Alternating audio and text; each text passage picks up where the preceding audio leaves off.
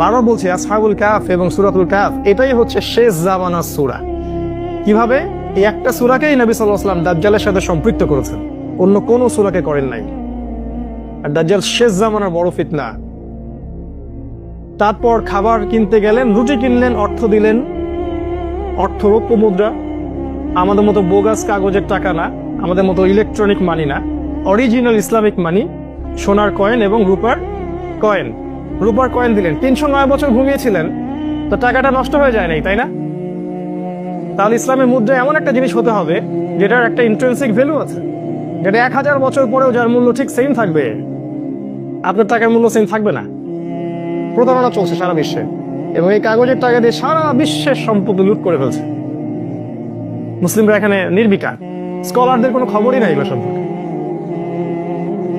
যাই হোক, এরপর